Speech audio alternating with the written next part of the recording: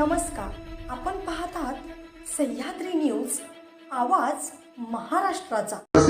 हे रात्रीच आहे, आज नाही घेतलं। विचारा पेशंटला, विचारा मी पाना देताना किती ब्रीथ केले, कबूल करणार मी रात्री ड्रिंक घेतली होती, हे कबूल करतो। तर मग साला आला होता, घेऊन आले काहीतरी पाहून करण्याचं कर्तव्य आहे। कारंजा उपजिल्हा रुग्णालयात मद्यधुंद अवस्थेतील डॉक्टरचा व्हिडिओ सध्या सोशल मीडियावर व्हायरल झालाय।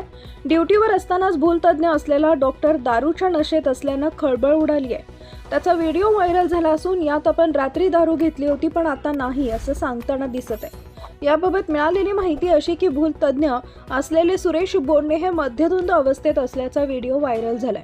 गर्भवती महिलेचा सीझर करत असताना नातेवाईकांच्या लक्षात ही बाब आली। रुग्णाचा जीव यामुळे धोक्यात येऊ शकतो। रुग्णाच्या नातेवाईकांकडून या संदर्भात तक्रारही केली आहे। भूलतज्ञ डॉक्टर सुरेश बोंडे यांनीही रात्री नशा केल्याचं म्हटलंय। रात्री घेतली होती पण आता नाही, रात्री घेतली ती चूक झाली असं म्हणत सुरेश बोंडे यामध्ये हात जोडताना दिसतायत। ऑपरेशन करताना नशेत असल्याचं मात्र नाकारलंय। याच रुग्णालयात आधीही असाच प्रकार घडला होता, मात्र तरीही वैद्यकीय अधीक्षकांचे दुर्लक्ष होत असल्याचा आरोप रुग्णांकडून केला जात आहे। सह्याद्री न्यूज, आवाज महाराष्ट्राचा कार्यकारी संपादक प्रवीण धेंडे, वाशिम।